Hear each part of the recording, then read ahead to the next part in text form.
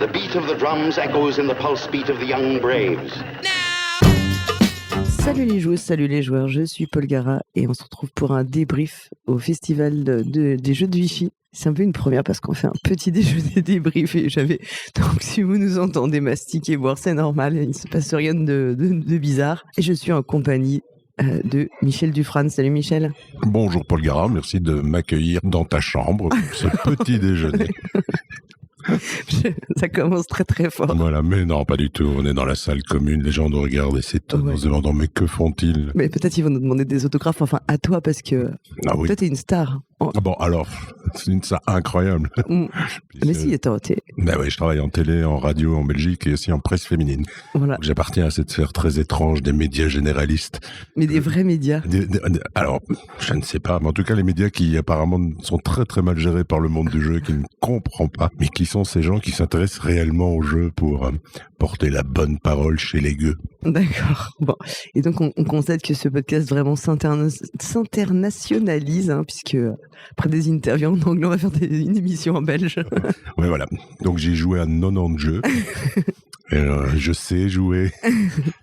Tu connais 70 règles? Ouais, je connais 70 règles. Au-delà de 70, ça ne m'intéresse plus. Ça ne t'intéresse plus. Voilà. Donc, écoute, on va parler un peu des jeux. Alors, ton sentiment général sur le festival, c'est la première fois que tu venais? C'est la première fois que je viens. Raconte-nous tout. Voilà, c'est probablement la dernière aussi. Alors, mais c'est pas drôle. Au contraire, c'est plutôt triste, je trouve. Qu'est-ce qui t'a pas plu? Qu'est-ce qui fait que Non, alors déjà, on dit festival. Ici, c'est pas un festival, c'est un salon. Oui. Il y a quand même une nuance. Festival, c'est festif. Salon, c'est pour travailler. Et donc, putain, tu viens de nous faire comprendre qu'on était venu pour travailler. On était venu pour travailler et je pense que c'est bien là le problème. C'est que là, on est dans une sorte de mélange de genres. Fondamentalement, il me semble que ce salon devrait être destiné exclusivement aux boutiques. Et même les intermittents de la gaudriole comme moi ne devraient pas y être. Parce que le discours et les intermédiaires que tu rencontres, c'est d'abord et avant tout des commerciaux. Les éditeurs sont classés par groupe de diffusion ou autre. Donc voilà, on sent que c'est un vrai salon professionnel destiné à la force de vente et à ceux qui sont en première ligne. Donc dans ce cas-ci, les ludicaires. Et j'ai quand même l'impression qu'on est venu greffer dessus ceux qui communiquent sur le jeu et qui sont pro ou semi-pro, savoir influenceurs, journalistes, auteurs. Je trouvais qu'il y avait quand même beaucoup d'auteurs. Oui. Et je me demande si c'est légitime, franchement. Voilà. Alors, c'est chouette, évidemment. Hein, ça fait un peu grande famille, on se rencontre, on voit des auteurs, mais tout le monde est un peu sur le même pied. Bon, les auteurs se battent pour présenter leurs protos avec des listes d'attente et tout chez les éditeurs. Mais voilà, et pour moi, c'est assez représentatif aussi de ce qu'est le monde du jeu aujourd'hui. Donc, un monde un peu adolescent, qui se cherche, qui essaye plein de trucs, parfois des bons, parfois des moins bons, qui essaye de jouer la carte de on est une grande famille parce qu'on a tous la même passion, mais fondamentalement non. Enfin, la famille c'est feston. Hein. J'ai une enveloppe jaune, j'ai une enveloppe bleue, tu choisis. Et au final, il y en a quand même un qui se fait enfiler, quoi. Donc parce que c'est du business, que voilà, les éditeurs voient des auteurs, c'est du business. Les ludicaires voient des diffuseurs, c'est du business. Les influenceurs voient des éditeurs, c'est du business. Enfin, mais on ne le dit pas parce qu'on est tous copains. Et donc je trouve qu'il y a une dimension pseudo-affective comme ça qui est assez étrange et pas encore hyper professionnelle. Donc c'est assez surprenant quand on compare à d'autres espaces où certes, dès qu'on est dans le monde culturel, on se la joue toujours, on est un peu des copains. Le monde du livre, le monde de la BD, le monde du cinéma. Mais en même temps, personne n'est dupe. Tandis qu'ici, j'ai l'impression qu'il y a quand même beaucoup de gens qui sont dupes. Enfin, j'ai assisté à des scènes par des personnes de plus de 8 ans quitter des tables en râlant, ronchonner parce que tel jeu ressemble trop à tel truc, que machin, ça va vraiment pas. Un auteur qui entend qu'un ludicaire est pas fan d'un de ces jeux qui a 2 doigts de l'insulter. Enfin, les gars, c'est bon. Enfin, c'est des produits. Alors, c'est très cynique comme raisonnement. Ouais. Donc voilà, je suis assez surpris. On m'avait vendu autre chose. On m'avait dit, tu verras, c'est calme, alors, en fait, c'est vraiment pro. Moi, je trouve que c'est la troisième fois que je viens et ça a vraiment changé en fait déjà en 3 ans. Et effectivement, il y a 2 ans notamment, c'était vraiment l'ambiance était beaucoup plus calme. Il y avait beaucoup moins de monde. En fait, c'était plus cool. Donc en fait, t'avais pas ce sentiment d'effervescence. Enfin, t'avais moins ce sentiment de tout le monde et n'importe qui. En fait, un peu. Déjà l'année dernière, c'était un peu plus tendu. Enfin, et puis là, cette année, je trouve que c'est vraiment, on ressent que c'est vraiment différent. Il y a beaucoup de bouteuses de monde. Et comme tu dis, en fait, il y a un mélange des genres qui se comprend. Mais ce qu'il est souhaitable sur le long terme, je partage. Enfin, je comprends ton point de vue, quoi, de dire. En fait, tous les gens qui viennent n'ont pas les mêmes intérêts, ne recherchent pas la même chose. Donc, du coup, contenter tout le monde, c'est compliqué. Et ça se fait au détriment, finalement, tout le monde y perd un peu, quoi. Après, c'est aussi symptomatique d'une crise de croissance. Tout à fait. Le marché du jeu est en croissance. Quoi qu'on dise, oui, sur les chiffres et tout, on est en phase de régression parce qu'il y a eu ce pic Covid, mais en même temps, c'est pas de la régression puisqu'on arrive aux chiffres du marché précédent. Mais par contre, le nombre d'acteurs qui, suite au pic Covid, ont décidé de se lancer dans l'activité, que ce soit du côté, je dirais, de la communication, dans laquelle j'inclus influenceurs, presse et autres, que des auteurs, que des maisons d'édition, le nombre de maisons d'édition qu'on a croisées, qui sont nouvelles, voilà, qui sont très récentes. C'est notre deuxième jeu, c'est notre premier jeu. Enfin, donc voilà, on sent bien qu'il y a de l'effervescence. Voilà, on est en crise de croissance. Je disais de façon un peu agressive que je ne reviendrai pas. Oui, je reviendrai peut-être dans 2 ans. Enfin, faire des jeux. Quand ça aura encore évolué. Voilà, quand ça aura évolué. Il y a peut-être un paramètre qu'on oublie, qui a peut-être une influence, j'en suis pas certain, c'est que cette année, par exemple, un événement comme c'est le Flip, enfin non, Paris Ludique n'a pas eu lieu, Paris Ludique n'a pas eu lieu, qui est aussi un lieu de rencontre. Oui. Est-ce que tu penses que toi tu dis que ça peut déporter aussi des gens qui habituellement se seraient contentés de Paris Ludique et qui sont venus plus en... Oui, parce que ça réduit les moments de forte présence.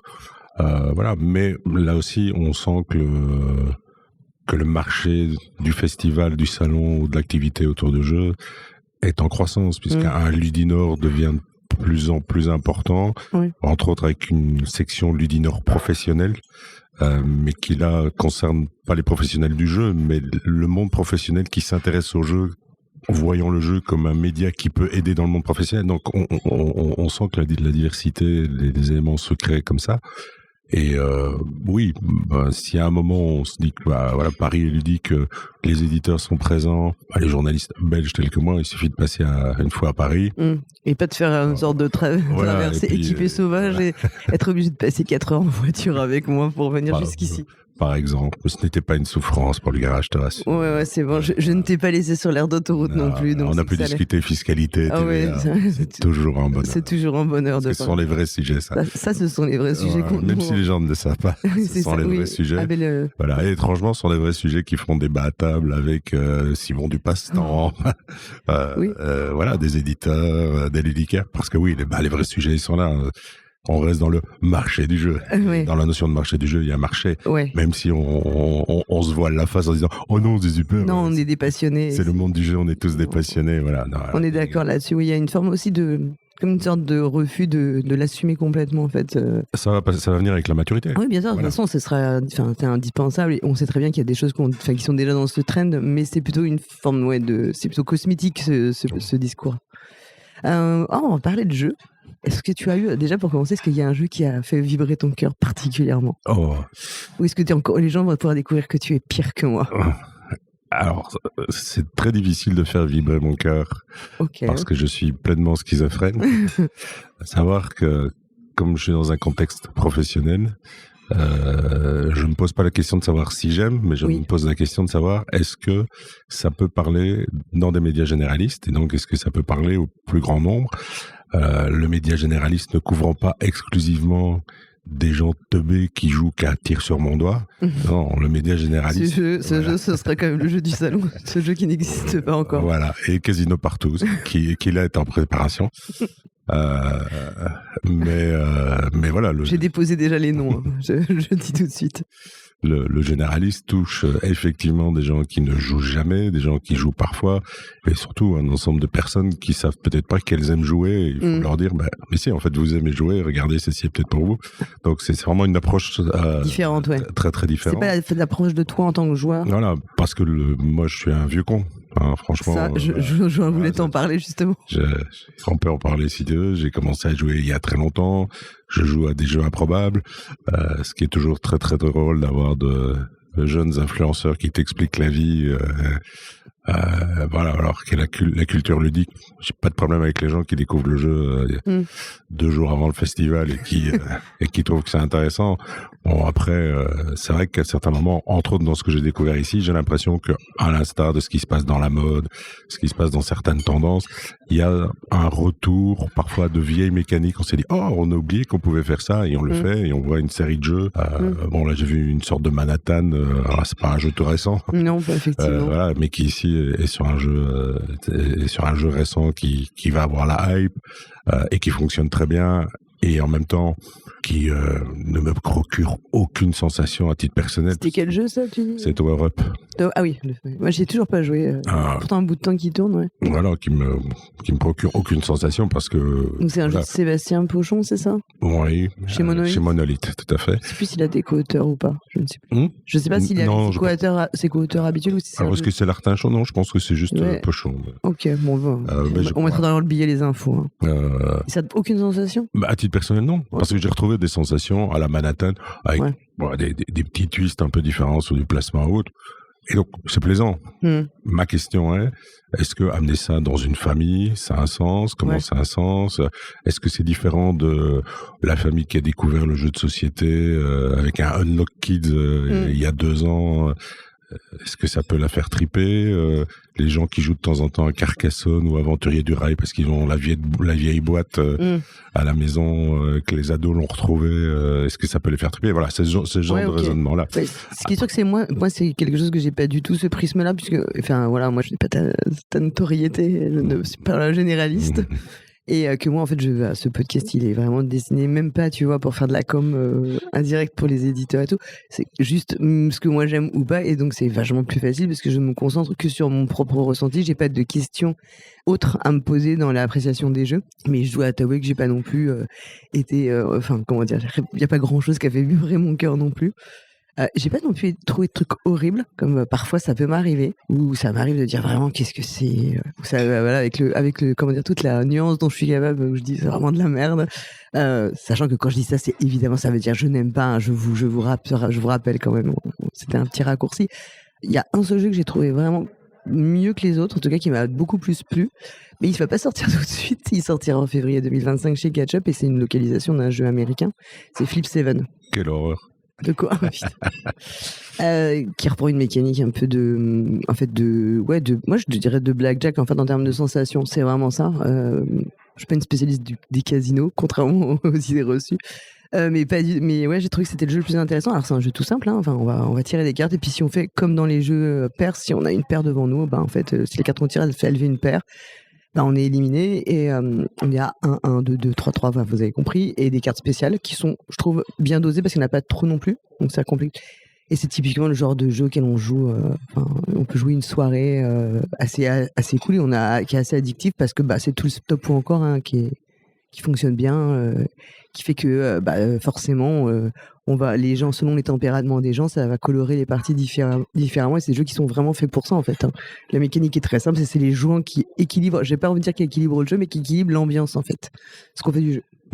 C'est un jeu très joueur dépendant. J'ai trouvé qu'il y en avait beaucoup quand même. Enfin, alors tous les jeux sont joueurs dépendants, oui. D'accord, mais j'ai trouvé qu'il y en avait quand même beaucoup.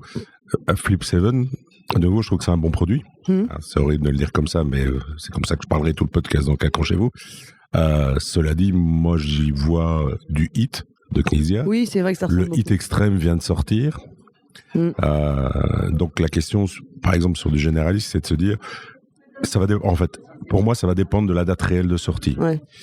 S'il sortait cette semaine-ci, il est évident que je ne m'intéresserai pas au jeu, puisque j'ai récemment parlé d'Hit Extreme, et donc je ne vais pas arriver... Oui, avec regardez, c'est un jeu, c'est un stop ou encore, machin, un truc.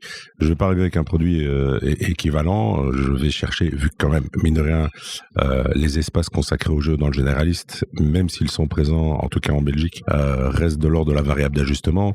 Donc quand tu as 4 ou 5 cartouches... J'ai déposé aussi le terme variable d'ajustement. Oui, mais ça, elle existe par ailleurs. Quand tu as 4 ou 5 cartouches, tu vas pas dire j'ai toujours tiré la même en disant regardez, c'est la même chose mais les dessins sont différents.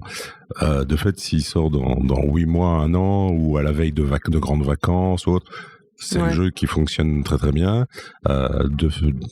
Par ailleurs, ils ont annoncé qu'ils changeaient le packaging par rapport à la grosse boîte US et autres. Voilà. Que le jeu serait un prix assez, et là, sont des détails abordable. En fait, ils vont reprendre le format Mind-Up en gros. Hein. Voilà, là, ça sont des détails qui pour moi sont toujours importants parce que et la boîte sera chamarrée, m'a-t-on dit. Oui, et la boîte chamarrée, très important. Toujours parler des boîtes chamarrées. Parce que ça a un impact sur le prix. Quand on est en généraliste, c'est une vraie question. Ouais. Paradoxalement, moi, j'ai jamais de questions de gens qui me disent bonjour, je voudrais un jeu expert, un truc comme ça. Non, c'est on voudrait jouer 2 heures le dimanche. On a 70 euros. On a 69 euros à mettre dans un jeu. Qu'est-ce qu'on peut prendre ou enfin comment on les gère. Donc c'est plutôt de cet ordre-là. Donc, donc Flip 7 hyper efficace, mais parce qu'en fait, après, du coup, tu as toutes les émotions quand tu joues de ce type de jeu. En fait, hein, ils sont faciles à procurer. Mais clairement, moi, c'est vraiment je me dis que c'est tout à fait le genre de jeu que. En fait, tu vois, je suis pas une fan de party game classique, mais ça, pour moi, c'est une forme de party game qui est super efficace et qu'en plus, moi, comme je ne sais pas dire stop dans les stops encore, j'ai perdu lamentablement puisque j'ai continué à chaque fois. J'ai trop poussé ma chance, quoi. Mais bon, c'est comme ça. Donc, en plus, comme ça, je fais gagner les autres, c'est très bien. Le jeu que toi, t'as... Merci, d'ailleurs. Ouais, voilà. Le jeu que toi, t'as repéré, qui est pour toi vraiment idéal pour ton public, qu'est-ce qui t'a... Là, on va parler du Michel généraliste. Bah alors, j'ai vu 2 bangers, dont un qui ne sort pas tout de suite. Je pense qu'il sort à Cannes. Alors, le premier, c'est... alors, je suis désolé, parce qu'en plus, c'est 2 éditeurs belges. Putain, mais la collusion... Voilà. Mais le Duck and Cover chez Captain Game, voilà, c'est le jeu qui peut peut-être détrôner un Skijo aujourd'hui. Ok. Parce que, voilà, vous avez des canards avec des numéros, et puis on tire des numéros, il faut... le 3 est sorti, je prends le canard 3 et j'écrase un autre canard avec mon canard 3, et au final, il doit rester qu'une seule pile de canards. Okay. Et quand on tire des numéros et que tout le monde les a, enfin, que tout le monde les a et donc que personne ne peut faire de mouvement, il fait coin, enfin, voilà. Okay. Donc, je sens que c'est pour moi. Donc, particulièrement crétin, mais on s'y prête. J'ai vu dans des parties démo, alors à Jean Blou ou ici, des joueurs experts qui ont des chaînes YouTube de joueurs experts faire des coin comme ça et être mort de rire. Donc tout en commençant la partie démo en disant ce jeu est pas pour moi, mais tout le monde m'en parle, j'essaye quand même, et puis au final ils se prennent au jeu. Preuve que voilà, et les petits canards ils sont mignons, ils ont fait appel, alors non pas de l'intelligence artificielle parce que je sais que la maison n'est pas aimée pour ça, mais une flopée de dessinateurs et d'illustrateurs et de dessinatrices, enfin de gens de talent, et donc c'est cool. Le jeu ils sont débrouillés aussi pour avoir un prix très bas, donc c'est vraiment le machin. On le met. C'est caréné pour toi. Mais c'est hyper caréné. Voilà, c'est. Alors un autre jeu qui tend vers le banger, c'est chez Playpunk, leur prochain jeu qui est Zénith. Moi j'avais joué l'année dernière ici et j'en avais parlé, qui est un jeu de Grégory Grard et Mathieu Roussel, il me semble. Je crois que c'est ça, si. C'est les mêmes auteurs de Château Combo dont on parlera tout à l'heure. Je retiens pas les noms pour le moment. Qui est un jeu de tir à la corde, en fait. Voilà, qui est vraiment de techno. Qui est un jeu de tir à la corde, mais avec suffisamment de variables présentes, qui se jouent avec des cartes qui sont toutes uniques, qui ont des effets. Ce qui est intéressant, évidemment, alors on le voit comme un banger parce qu'on voit aussi le travail derrière le jeu. Parce que là aussi, je l'ai essayé il y a longtemps avec Thomas Provost. Ouais, il s'appelait Arconte, hein, parce que pour ceux qui rechercheraient les commentaires d'il y a un an, le jeu avait un autre nom de code, et maintenant c'est Zénith depuis déjà un petit bout de temps. Ouais. Et puis lentement mais sûrement, on voit l'équilibrage, Ils ont intégré un mode par équipe aussi. Voilà, on voit les scories disparaître, et il y a ce mode par équipe qui est une expérience de jeu. Ouais, j'ai pas testé ça, moi. Qui est vraiment intéressante. Moi, c'est ce que j'ai testé à Vichy. J'avais jamais testé. Okay. En 1 contre 1, j'ai un certain nombre de parties. Et là, j'ai testé le mode par équipe, qui pour moi est probablement le zénith du festival de Vichy, parce que j'ai joué avec un partenaire que je ne connaissais pas, qui faisait n'importe quoi. On en rigolait. On s'est fait rouler dessus. On avait face à nous des joueurs un peu âpres, surtout un, bonjour Romain Bray, qui se foutait de notre gueule, mais gentiment, mais ça n'était que plus drôle. Voilà, et maintenant, chaque fois qu'on se croise dans les allées avec le dit partenaire, ou quand je le vois une table de démo, ou quand il me voit une table de démo, c'est tu veux un conseil. Donc voilà, et ça a créé quelque chose autour du jeu, ça a créé de la sensation. Donc ce mode par équipe, puisqu'on joue les deux joueurs d'une même équipe jouent l'un après l'autre. Ouais. C'est pas en alterné. Ouais. Donc non, fonctionne vraiment. C'est marrant parce que quand on était au Spiel, pour la remise du Spiel à Berlin, et pendant qu'on faisait l'interview de Paolo Mori, on avait notre assistant qui testait avec l'équipe de Playpunk le mode par équipe. Ils étaient en train de faire les réglages, je pense, de ce mode-là. Mais moi, j'aimerais beaucoup jouer au mode par équipe. Je me rends compte qu'il y a pas mal de jeux comme ça où aujourd'hui j'apprécie plus en jouer par équipe. Par exemple, je veux absolument jouer à Twilight Struggle par équipe. C'est un de mes objectifs de vie maintenant. Et en fait, je trouve que ça change complètement la sensation de jeu, je trouve. On parlait de Grégory Grard et Mathieu Roussel, donc on a joué aussi à Château Combo. Donc moi, j'y avais aussi joué au mois d'avril, en fait, je pense, à une journée Hachette. Et il est disponible sur BGA, donc il y a beaucoup de gens qui ont pu y jouer. Donc c'est un jeu de combo, on va faire un tableau building avec des 9 cartes. Et on redit, Grégory Grard aime bien les grilles, parce qu'il y a quand même beaucoup de jeux où il y a des grilles dans ces jeux, avec des cartes qu'on va poser contre des effets qui vont combiner, puis on va marquer des points avec des effets de pause, des effets de scoring de fin de partie. Il n'y a rien de révolutionnaire dans le jeu, on va le dire clairement, mais ça fonctionne très bien. Voilà. Mais là, tu touches typiquement à ma schizophrénie. C'est-à-dire que moi, en tant que joueur, voilà, ok, j'ai vu ça, mais des milliers de fois. C'est ça, ouais. Donc ça ne change rien. Mais en même temps, à l'analyse et pragmatiquement, c'est chouette. Quelle efficacité. Ouais. Ça fonctionne super bien. On est à l'os du système. Il n'y a pas de règles excessives. Il n'y a pas... Ce qui tue quand même beaucoup de jeux pour le grand public, c'est tout fonctionne comme ceci, sauf dans telle situation où... Oui, tout à fait. Alors là, il y a pas, c'est d'une lisibilité. Enfin, les cartes, en plus, les cartes sont super drôles. Il y a plein de micro-références, des gags et tout dans les dessins. Donc, il y a aussi ce plaisir visuel, et on voit qu'il y a une réflexion sur la direction graphique et la direction artistique. Donc, ça fait partie, pas des coups de cœur.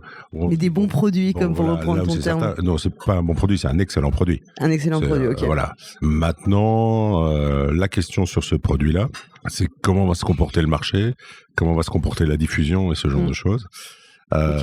Parce que je pense que le succès ou non du jeu va dépendre de variables qui ne seront pas les qualités du jeu elles-mêmes, mais alors là, ça date de sortie, l'influence d'un BGA, la diffusion sur la Belgique, par exemple. Je sais qu'elle risque d'être un peu compliquée.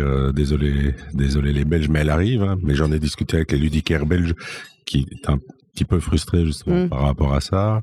Et puis les traditionnels, est-ce que toutes les palettes sont arrivées, ou est-ce qu'il y a encore un camion perdu en Pologne ou un bateau en Chine? Enfin, je sais pas où il est produit, hein, donc c'est extrapolation. Je veux dire, c'est vraiment c'est une question après. Voilà, c'est un excellent produit, mais il faut qu'il soit bien vendu. Mais il faut que les planètes s'alignent, et ce sont des planètes qui sont pas des planètes liées au jeu lui-même. Moi, j'ai joué aussi à Beyond the Horizon. Donc, est-ce que tu aimais Beyond the Sun? Je pense que c'est un des meilleurs jeux experts. J'aime pas dire le mot, mais enfin dans cette catégorie, parce que justement, il est aussi accessible à des joueurs qui ne sont pas des joueurs. Parce qu'il est quand même épuré. Il est moche à crever, il est hors de prix. Oui. Mais l'épure est incroyable et la logique est parfaite. Alors là, moi, de mon sentiment, en jouant à Beyond the Horizon, c'est déjà, il faut avoir une table probablement de mariage pour y jouer. Parce que moi, j'ai joué ma partie debout. Alors, là, ça n'a rien à voir avec les qualités intrinsèques du jeu. Et c'est quand même pour expliquer, j'ai dû jouer debout parce qu'en fait, sinon, je ne pouvais pas avoir l'arbre de technologie. Alors, ça m'a pas spécialement dérangé. Mais comme le jeu peut quand même durer un certain temps, on est quand même sur du 2 heures à peu près de partie. Bon, il faut le savoir. Donc, c'est un jeu et puis, il y a un investissement, il y a beaucoup de choses. Il y a des tuiles qu'on pose sur des tuiles, il y a des cylindres, l'arbre de technologie. Moi, j'ai trouvé que c'est nettement c'est beaucoup moins épuré que Beyond the Sun. Enfin, c'est clairement le cas. Et même quand tu commences la partie, c'est un peu tu te demandes vraiment ce que tu vas foutre là-dedans. En fait, le problème de ce genre de jeu, qui n'est vraiment un jeu que je ne conseille jamais de jouer en festival, ou en salon, c'est vraiment pas des bonnes conditions en réalité. Moi j'aime bien ce type de jeu, mais en vrai, c'est bien d'y jouer chez soi tranquillement et dans un endroit calme où t'as pas de bruit, où t'as pas toutes ces contraintes. Moi, mon sentiment de ma première partie, c'est que c'était très laborieux. Alors, ce qui fait que, est-ce que le jeu est laborieux par lui-même, ou est-ce que c'est le fait, parce que c'est la première partie, que tu découvres, que tu t'adaptes? L'iconographie est quand même assez bien faite, parce qu'elle est faite notamment par Clément Franz. Donc, quand on a l'habitude des jeux qui ont été faits par Clément Franz, on reconnaît de toute façon toutes les symboles de l'iconographie, donc on n'est pas trop perdu. Mais comme il y a beaucoup de choses, beaucoup de matériel, il y a quand même plein de petits trucs à intégrer. Et donc, c'est le sentiment de laborieux qui l'emporte. Du coup, clairement, je peux pas dire que c'était pas bien, parce que j'ai quand même bien aimé le jeu. Mais j'ai un sentiment. Et puis, alors, il peut y avoir de l'analysis-paralysis. Bon, voilà, ça, c'est compliqué. Enfin, moi, pour les gens comme moi, ça, c'est compliqué. Quand il faut vraiment choisir les personnes, si vous supportez pas les gens qui jouent toute leur vie sur chaque coup, c'est pas possible, quoi. Alors, moi, j'y ai pas joué, volontairement. Pour les raisons que j'évoquais. Pour plusieurs raisons. D'une part, j'ai discuté du jeu avec des joueurs dont je connais les goûts, avec qui j'ai déjà joué. Par exemple, Ben des Recettes Ludiques. Pas lui, enfin pas que lui, son nom est connu, mais aussi des joueurs, voilà, un ludicaire belge entre autres. Et le sentiment que j'ai en regardant les parties que j'ai un peu observées, les échos que j'en ai de leur part, j'ai le sentiment que le jeu aurait dû s'appeler, j'en sais rien, moi, Trajan Civilisation ou un truc comme ça, parce que quand les gens parlent de Beyond the Sun, ils parlent de l'épure. Et ici, on a rajouté des étapes à l'épure qui font que les confrontations, les interactions directes sont modifiées, peut-être plus complexes. Le snowballing est modifié, enfin plein d'éléments de cet ordre-là. La place sur une table. Et la surcharge visuelle, voilà, en fait. Tout est modifié, donc on n'a pas l'impression d'être dans un héritage de ce qui avait fait la force du jeu, mais ce serait juste une sorte de labellisation Beyond, quoi. Bah, en fait, donc, je suis d'accord avec toi parce que hormis ce plateau de technologie qu'on retrouve, j'ai eu ça m'a évoqué aucun des souvenirs de mes parties de Beyond the Sun. Donc, tu vois, je suis assez d'accord avec toi. Ouais. Bon, à rejouer quand même, moi j'y rejouerai. Par ailleurs, il y a un élément que tu mettais en avant dans ton argument que je trouve mignon. C'est pas un jeu à jouer en salon, mais les gars, on joue pas des jeux en salon. Un salon, c'est professionnel, donc on teste un truc. Donc sur des jeux comme ça, en plus, ce qu'on fait, c'est un tour ou deux max. On n'est pas là pour faire des parties complètes. J'avoue que c'est quelque chose qui m'a beaucoup perturbé aussi de voir des gens qui restaient une demi-heure à attendre une table parce qu'ils allaient commencer une partie d'un jeu de 2 heures. Et j'ai envie de leur dire, ok, tu peux te faire plaisir, mais fais ça ailleurs. Demande le jeu à prêter. Ou il y a peut-être des mécanismes comme ça. Éditeurs, prêter des jeux, les mecs mettent une caution, ils rentrent à l'hôtel, ils jouent leur truc, ils le ramènent ou autre.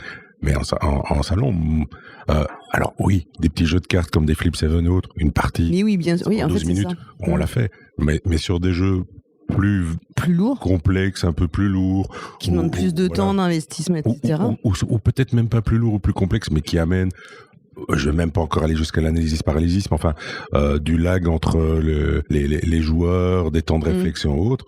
Ben voilà, faites quelques tours et vous voyez bien. Et s'il y a un vrai twist dans le jeu, vous êtes des professionnels, vous le sentez. Vous voyez si c'est un jeu à moteur, qu'à un moment ça va snowballer et que les trucs vont s'accélérer, ou si soudainement il y a un troisième âge qui dit « maintenant on casse tout et on recommence ». Et ça peut être expliqué par des professionnels aussi qui présentent le jeu. Donc j'avoue que là j'étais un peu surpris. Moi je suis assez d'accord avec toi. Moi je ne joue pas à ce genre de jeu dans ce genre de cadre. Effectivement, parce que je trouve qu'on peut faire une partie entière de Flip 7 qui dure 12 minutes ou même un quart d'heure ou même 20 minutes. Mais ce genre de jeu, c'est pas du tout. Je pense que c'est pas approprié. Et puis en plus, c'est chiant pour tout le monde. C'est chiant pour toi parce que tu profites pas de ta partie. Et puis comme t'occupes la table, en plus c'est chiant pour ceux qui attendent derrière. Donc c'est vraiment double peine. Bon, moi j'y rejouerais peut-être quand même. En fait, tu vois, si je. Moi j'y jouerais, mais j'y jouerais dans de bonnes conditions. Ça, c'est évident. On a joué également ensemble, mais aussi séparément. Un jeu qui avait quand même buzzé un peu, on peut dire. Ouais. Évanescence. Donc, pas du tout. Vous êtes une garce, pas une garce. Non, on a joué après ça. Parce qu'on l'a rebaptisé entre nous après. Non, alors, je ne me souviens jamais du nom du jeu et chaque fois je disais, faudrait qu'on essaye Evanescence. Du coup, mais c'est quoi ce jeu ? Il a créé un buzz sur le salon. Tout le monde cherche Evanescence maintenant. On a fait une partie séparément chacun et ensuite on a joué ensemble. Enfin, comme c'est un jeu par équipe, on n'était pas dans la même équipe. Je le dis tout de suite, c'est quand on a joué l'un contre l'autre, c'est quand même moi qui ai gagné. C'est mon équipe, ma team. Moi, c'est pire. Dans toutes les parties que j'ai faites, je me suis fait rouler dessus et je sors du jeu en me demandant soit je suis complètement teubé, j'ai rien compris au jeu, soit il y a une variable chaotique qui est telle que c'est étrange. Mais alors, je pense que le jeu buzz ou en tout cas créer une petite attente parce que c'est le futur jeu Spiral, parce que on aime bien l'auteur, parce que l'auteur est très présent et il parle de son jeu. Enfin, on sent aussi que il y a un investissement. Il y a un réel investissement. C'est comme ce que je disais sur Zénith. On sent la présence, l'envie de calibrer, de réfléchir encore aux qualités du produit. Et en même temps, le jeu, si je devais faire une séquence, on rejoue ou pas, oui, j'y rejoue. J'y rejoue parce que je n'arrive toujours pas à savoir que penser de ce jeu. Ce qui est intéressant, c'est le fait d'être dans des configurations en équipe. Équipes qui sont tirées aléatoirement en début de jeu. Donc, à la fois, on peut jouer côte à côte ou à la fois on peut jouer en croisée. Ça change. Et il se change absolument tout. Ouais. C'est un jeu où... alors, on va dire globalement, c'est une sorte de jeu de pli. Hein, la plus forte carte l'emporte, mais en fait, non, ce n'est pas. Alors déjà, ce serait plutôt. Enfin, si on devait commencer les catégories très subtiles, hein, donc je parle sous le contrôle de Isobretnik et Flavien, c'était plutôt un jeu de défausse, puisque le but pour gagner, il faut plus qu'à la fin d'un tour, on se retrouve avec une personne se retrouve avec une carte en main. Donc c'est un jeu de défausse avec. Il y a bien des couleurs, il y a bien des valeurs, mais en fait, ça n'a aucun rapport avec un jeu de défausse. Je trouve que ça n'a aucune... En fait, je pense que dire que c'est un jeu de défausse, c'est juste qu'effectivement, il faut se débarrasser de ces cartes, mais ça n'évoque rien des jeux de défausse qu'on a en tête habituellement, parce que ça ne reprend aucune autre des mécaniques des jeux de défausse auxquels on est habitué. Il n'y a pas d'histoire. Alors oui, il y a des valeurs, et effectivement, c'est la plus forte valeur, sauf qu'il y a exception qui l'emporte, mais il n'y a pas d'histoire de couleur, il n'y a pas d'histoire de coupe, il n'y a pas d'histoire d'atout. On retrouve rien d'autre des caractéristiques. En fait, c'est plutôt un jeu de cartes à pouvoir, en fait. Oui. Et c'est comment jouer les pouvoirs de ces cartes de façon les plus intelligente possible, avec une seule règle fixe, qui est la plus forte valeur l'emporte. Mais en fait, je trouve que c'est malhonnête. Moi, je trouve que... Sauf si les cartes disent le contraire. Sauf si les cartes mais c'est la seule règle en fait qui s'applique tout le temps, parce qu'après on applique les effets des cartes, donc c'est plutôt des... Mais oui, je trouve que le présenter comme un jeu de défausse, c'est un peu faux en fait. Enfin, c'est erroné au terme des sensations. Je l'ai entendu en jeu de défausse, présenté comme tel par certains, c'est faux. Comme jeu de pli, c'est faux. Enfin, moi-même, je dis c'est un jeu de pli, mais non, puisque voilà, les cartes ont des valeurs et des pouvoirs, et les pouvoirs agissent sur des couleurs potentiellement, ce genre de choses. Et c'est très étrange. Dans la partie qu'on a fait ensemble, à un moment, j'avais l'impression de jouer à du billard à 3 bandes en permanence. Ah oui. En se disant, alors, je joue cette carte qui n'est pas du tout intéressante, mais potentiellement, elle pourra l'être. Parce que je sais que machin a déjà joué cette carte et que comme il l'a récupérée, qu'il l'a en main, qu'il n'a plus 3 cartes, il y a des chances qu'il la joue parce que telle autre carte, s'il la joue, sera piégée et ne sera pas défaussée et à un moment, et donc je trouve que c'est à la fois très étrange parce que j'ai assisté à une partie où tout le monde tirait la gueule. C'était ta première partie. Ouais. Partie horrible à 6. Où on joue, alors chaque équipier était à côté de son... Enfin, on était toujours les uns à côté des autres, avec des gens qui avaient manifestement pas envie de jouer à ça, qui avaient du mal à... Parce qu'en plus, le jeu est pas facile à appréhender. Hein.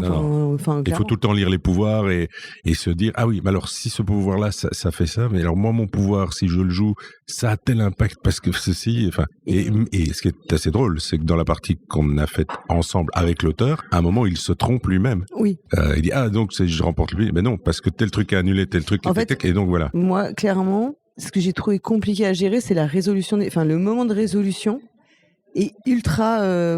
Moi, je me sentais presque, tu vois, incapable de dire qui finalement on en était. En fait, c'est le petit moment entre la fin de la résolution et la relance d'un mouvement, le nombre de fois où on s'est posé la question de, mais au final, qui a gagné le pli entre guillemets, qui a gagné le truc, qui défausse ses cartes, qui défausse ses cartes. Alors moi je la défausse. Ah mais non, parce que celle-là a été annulée, donc au final tu la défausses pas et tout. Et alors peut-être qu'avec l'expérience, il y a un moment où ça roule tout seul. Cela dit, on est quand même bien conscient, et surtout en généraliste, que la première expérience est hyper importante. Mais cette première expérience aussi n'est pas stable. Donc j'ai vu votre table où tout le monde tirait la gueule. On a joué notre partie ensemble qui était très brainy, où à la fois c'était drôle, et sympathique, mais en même temps... les moments de tour de jeu sont très sérieux, quoi. Il y avait des chaves de plomb, de silence, où on voyait tout le monde qui gambergeait. Et j'ai joué une partie avec les copains voituriers ludiques, et on hurlait autour de la table. On hurlait, on faisait des blagues. Ce qui est vrai, c'est que on faisait des annonces totalement délirantes. Enfin, et il y avait une vraie ambiance très très drôle. En fait, en termes d'émotion ou d'ambiance, t'as vraiment une sorte de montagne russe parce que les tours de jeu, comme tu dois être très concentré sur tes cartes, très concentré sur les cartes qui sont jouées, parce que tu dois essayer dans ta tête de te dire ok, alors attends, celle-là ça va faire ça, mais attention. Donc lui, maintenant il défausse une carte, mais il vaut mieux que ce soit mon partenaire parce qu'il a moins de cartes en moins. T'es dans une concentration qui est maximale. Moi, je trouve pour moi, il y a un souci d'ergonomie sur les cartes.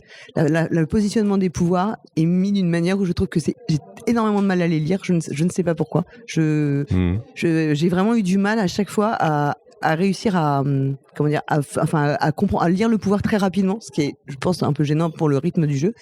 Et effectivement, dès que tu as fini un tour, et surtout si tu finis la manche et que là tu as une sorte de libération, enfin comme si tout ce que tu avais retenu, toute la concentration, toute l'émotion que tu avais retenue s'exprime d'un coup en fait. Et alors ça c'est assez chouette. Moi j'aime bien ce genre de sensation, j'aime bien les sensations un peu fortes quand on joue, mais je trouve que la partie Brainy est vraiment très Brainy, et pour le coup je ne sais pas trop tu vois, tu peux pas faire jouer à ça. Je pense que pour un public généraliste, je suis impossible. Non, c'est impossible. Il y a un jeu récent qui, dans le cadre des parties que je jouais, soit avec mes gamins, soit avec mes amis, provoquait des petits phénomènes comme ça. C'était Robot Trick, avec le truc où voilà, il y a une montée de je sens que je vais faire des trucs pour te piéger, mais au final je me fais piéger, machin, et ça monte, ça descend, ça monte, ça descend, ça monte, ça descend. Voilà. Mais donc oui. Par contre, là aussi la DA est très belle. Oui. Vraiment, la DA est super. Mais le jeu est difficilement, je trouve, positionnable. Mais c'est pas pour ça que c'est un mauvais jeu. Non, bien sûr. Ouais, ça, c'est un autre aspect. Hein. Voilà, j'ai peut-être l'impression qu'on est dans un jeu qui tente d'innover, ou en tout cas de mixer des choses connues, mais en se disant, en les mixant, on va innover, on va tenter un cocktail qui n'a jamais été fait. Et il faut un certain temps d'adaptation. Je pense que c'est vraiment important de dire que ce n'est pas un jeu de pli défaut. Et puis c'est un jeu d'équipe obligatoire. Donc ça veut dire que on est aussi sur des sweet spots. Ça se joue pas. Et on sait aussi que tout souvent, alors on peut jouer à 5 avec 3 contre 2, mais en fait je sais qu'aussi les jeux par équipe, c'est des jeux qui demandent à ce que qui gagnent aussi quand tu joues avec les mêmes groupes. Parce que après, t'as beaucoup de choses qui s'installent en fait, qui apportent en fait le metagame le metagame va s'installer. Et ça, je trouve toujours super intéressant, mais je pense que c'est vraiment faire du tort au jeu que de le présenter comme un jeu de pli ou de défaut, parce que les personnes qui viendront pour ça n'y trouveront pas leur compte. C'est un jeu d'effets, de cartes à effets, quoi. Oui, mais en disant ça, si on parle de jeu d'effets, les gens vont imaginer un love letter ou autre. Ce n'est absolument pas ça. Ou alors c'est le familia du love letter, puisqu'on doit jouer à 4 en équipe, en bluffant, en machin. Enfin, voilà. Donc ça, c'est quand même moi, c'est un jeu quand même qui est, je trouve, assez différent des propositions. Et rien que pour ça, c'est intéressant. Mais tu vois, la première partie, tu m'as dit qu'est-ce que t'en as pensé. Je t'ai dit, il faut que je joue une deuxième fois. Il faut que je rejoue. Et après, quand t'as réussi à m'arracher un commentaire, je t'ai dit c'était bizarre. Exactement. Et tu m'as dit quand même que t'avais le même sentiment sur la partie. Première partie étrange, voilà. Sentiment étrange. Ouais. Moi, je préfère ça que.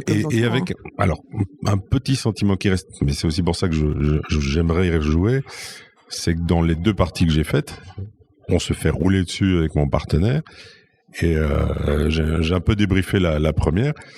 À aucun moment on a eu l'impression de pouvoir être en contrôle, de ne pas se faire rouler dessus.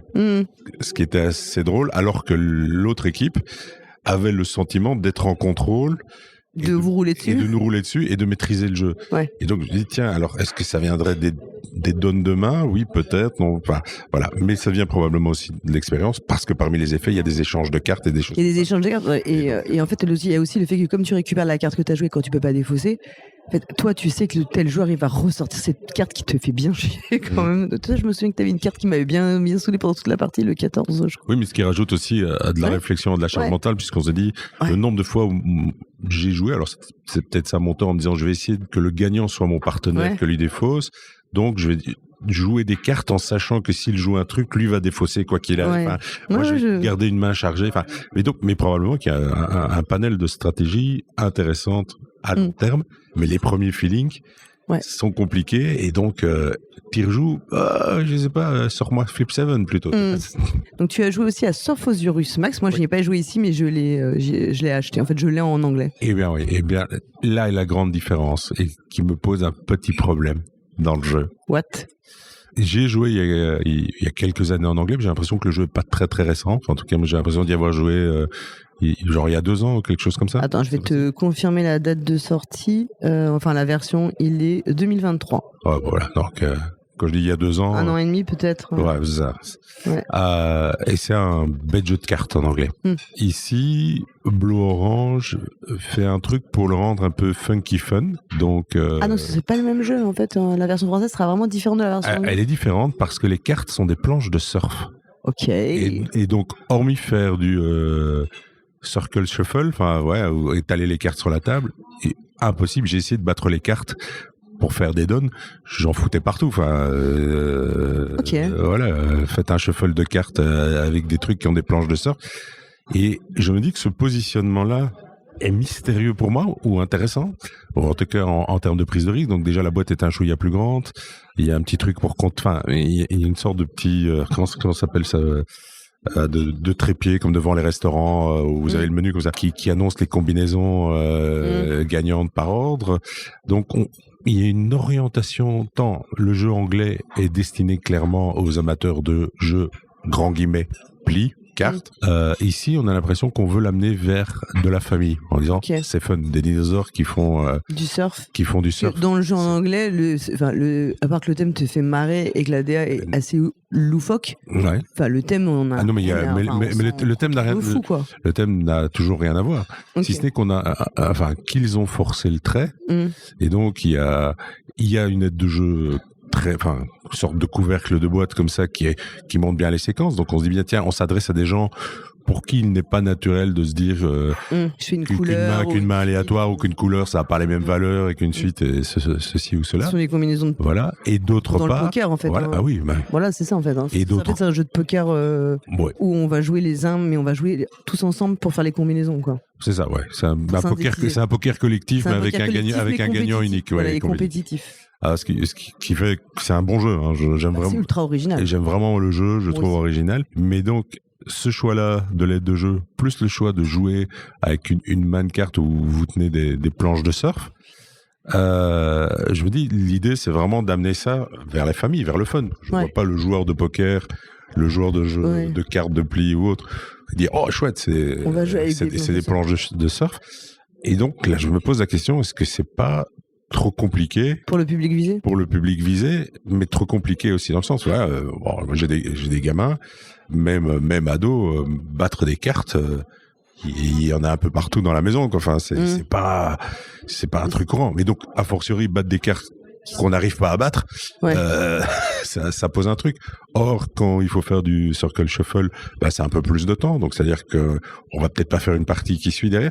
Donc je me suis posé la question sur le packaging et le positionnement du truc, où on sent qu'on a envie d'être plus funky et de entre guillemets justifier le thème, et en même temps aussi d'être à contre-courant, parce que on voit de plus en plus, et là il y en avait une chier de petites boîtes. 12 € max, avec 64 cartes, ce genre de choses. Et des thèmes un peu foufou. Voilà, et donc je sais pas. Voilà, j'ai un doute sur le truc. Le jeu est excellent, allez-y. Le jeu est excellent, vraiment, parce que on a eu cette discussion, mais moi ce qui m'intéresse, c'est soit des jeux qui procurent des émotions très fortes, ou des jeux originaux. Même s'ils sont moins bons, je suis toujours intéressée par des jeux qui font des propositions un peu nouvelles ou qu'on n'a pas l'impression. Ce n'est pas le même intérêt, hein, mais je veux dire, je ne dis pas que l'originalité emporte la qualité. Et là, je trouve que le jeu a une proposition originale et qu'en plus, il est très bon. Donc, et ce côté mis ensemble, mais bien adversaire, je trouve ça cool parce qu'en fait, tu peux aussi créer des alliances éphémères. Enfin, t'as tout ça qui va se mettre en place en fait au cours de partie, qui est, je trouve, assez intéressant comme sensation en fait. Voilà. Moi, pour le coup, j'ai passé ces planches de surf Et moi, j'y ai joué avec mes enfants. Et alors après, on va me dire peut-être ils ont l'habitude de jouer, etc.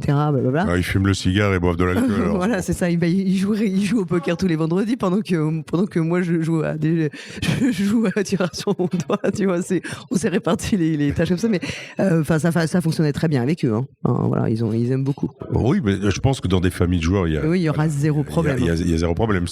T'es plus de l'ordre du positionnement, du packaging. Tout à fait. Voilà. Un autre jeu dont tu as envie de parler? Si j'ai encore 3 heures, j'en ai plein. Hein. Non, on a encore. Alors, on a encore 5-10 minutes. Combien de jeux tu veux? Allez, donne-moi-en déjà un et après on verra. Ah, voilà, attends, essaie de m'en trouver un que je connais, comme ça je pourrais. Que tu connais, non, justement. L'intérêt, c'est d'aller chercher des jeux. J'en attendais rien et on a passé un bon moment. Vas-y, donne-nous-en un. Alors, c'est un jeu espagnol traduit par un éditeur belge. Oh là là. Comme c'est con. Cet homme est corrompu. C'est un truc qui s'appelle RIP, qui est un jeu d'association d'idées. Voilà. Ah oui, tu lèves les yeux au ciel et moi aussi je les lève parce que c'est... On n'en peut plus. Je n'en peux plus, ça m'ennuie et tout. Et en fait, c'est assez... on s'est bien marré. De nouveau, hyper joueur dépendant parce que c'est les argumentations qui comptent. Et le principe, c'est un joueur va associer des personnages célèbres morts à des maximes, des phrases connues. Okay. Et donc, le plateau, on installe, je sais plus, il y a 12 tombes ou 9 tombes ou un truc comme ça. Il sort 3 phrases, il doit les associer. Et nous, les autres joueurs doivent en trouver. Et il se fait que sur notre plateau, parmi les gens qu'on a, on a Ayrton Senna, Winston Churchill, Staline. Et puis, il sort une première phrase qu'il doit associer. Ça rentre par une oreille, ça sort par l'autre. Et évidemment, tout le monde hurle Ayrton Senna. Quelle horreur. Mais oui, ça s'appelle RIP. Et donc, ce que j'ai trouvé intéressant, c'est cette association de phrases que l'on connaît parce que ça vient de proverbes, de maximes, de phrases célèbres ou autres, et de personnages morts sur lesquels on projette ou fictionnels sur lesquels on projette des trucs. Et on peut voir la mauvaise foi des joueurs autour de la table où il y avait je ne sais plus, il y avait une phrase un peu neutre et nous on disait c'est évident, c'est Staline, et avec des argumentations totalement foireuses. Et donc on s'est marré.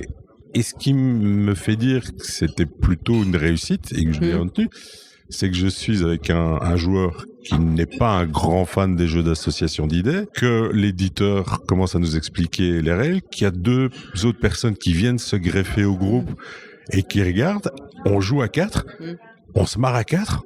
On se connaissait pas. Ouais. On raconte à peu près le même genre de conneries très vite. Vous partez en vacances bientôt. Et on part en vacances ensemble. Très vite, on trouve une sorte de level d'horreur à raconter parce que le côté un peu RIP fonctionne. Et à la limite, ça devient presque grivois sur l'un des trucs. Ça m'étonne de toi, ça. C'est étonnant de ma part. Ouais. Sauf que rien dans le jeu ne pousse au grivois. Ouais. Donc, il n'y a pas de référence. Voilà. Okay. C'est bien, ça vient bien de toi. Voilà, ça vient bien de moi, je confesse. Mais cela dit, les autres étaient sur la même longueur d'onde, ce qui est plutôt inquiétant. C'est jouable avec des enfants. Parce que les phrases... Sauf le côté grivois. Non, parce qu'ils ne l'amèneront pas. Okay. Voilà. Et une phrase, c'est toujours les petits qu'on écrase. Oui, ils peuvent s'imaginer quelque chose et ils peuvent dire, oui, c'est Frodon qui l'a dit. Enfin, ce genre de choses.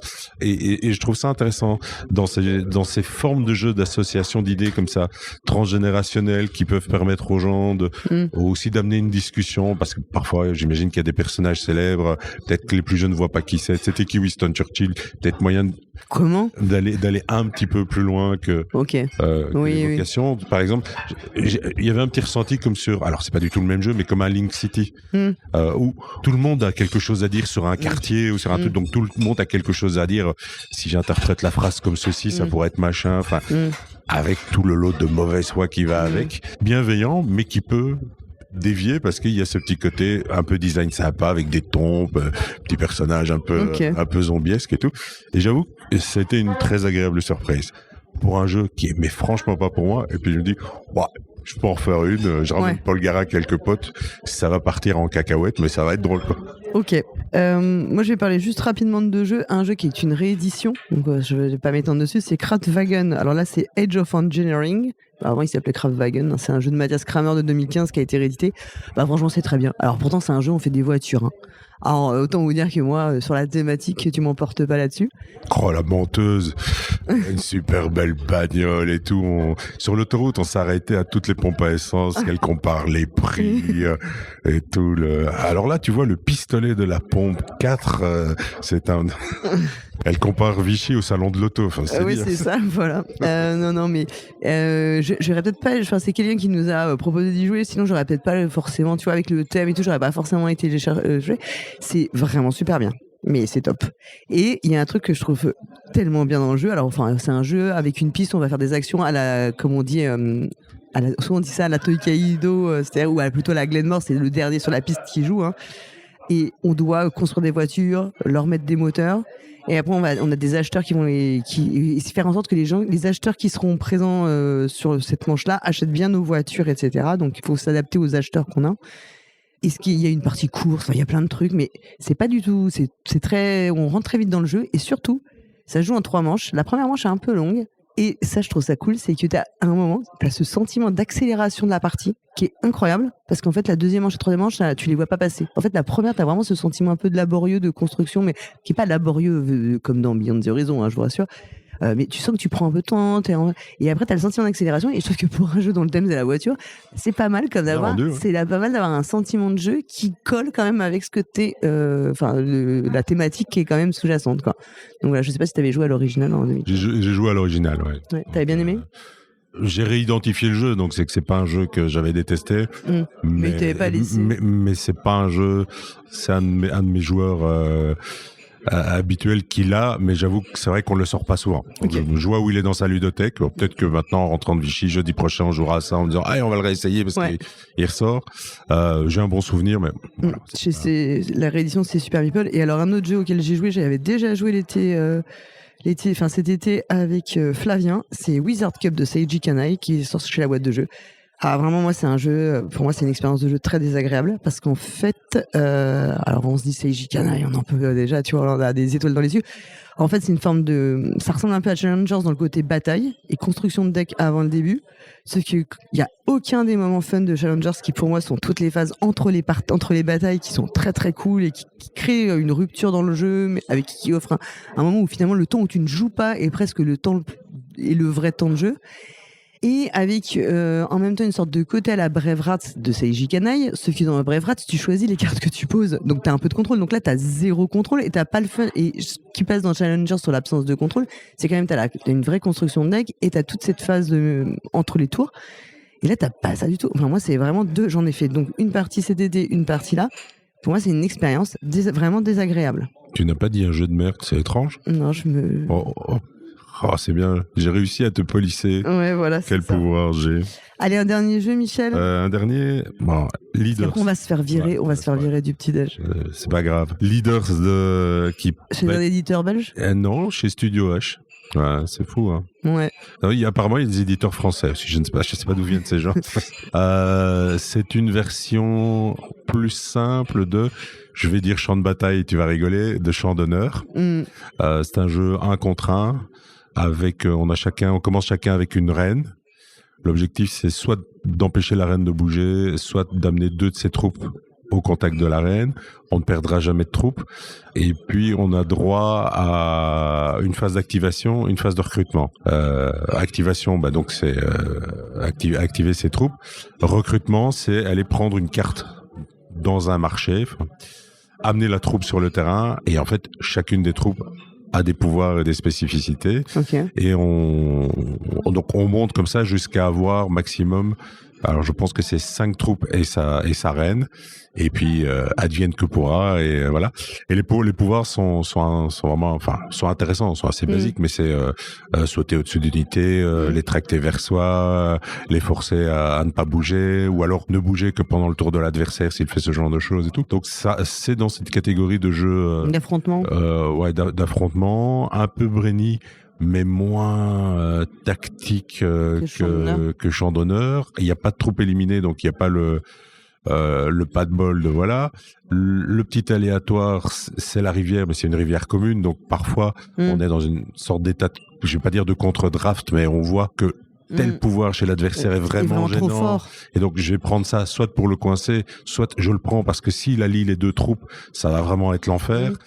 Et donc, on voit des combinaisons, des combos qui se mettent en place. Vu qu'il y a beaucoup plus de troupes et de cartes que d'unités qui ne seront réellement sur le terrain. Là aussi, on ne voit pas tout. Et donc, j'avoue que j'ai bien apprécié. Ce qui était assez drôle, c'est que j'ai vu une partie avant nous qui était très très vite, avec un joueur qui a vraiment pris le dessus. Et notre partie à nous, on avait tous les deux en rendez-vous, donc j'ai concédé parce qu'on n'avait plus le temps. Mais c'était beaucoup plus d'observation. Elle était vraiment très tactique, très mouvement, avec des pions bloqués chez chacun, des ouvertures, des si je fais ça, je sais que je me fais coincer derrière. Et donc je me suis dit tiens, voilà, là il y a un jeu qui est intéressant, plus accessible qu'un grand classique, un peu plus complexe que d'autres jeux de prise de territoire ou de positionnement. Et donc lui fait partie des jeux que j'ai envie de voir évoluer et qui, quand ils arriveront sur le marché, m'intéressera vraiment et rentre dans une proposition de jeu à deux que je trouve vraiment forte, voilà. Et graphiquement, rien à dire.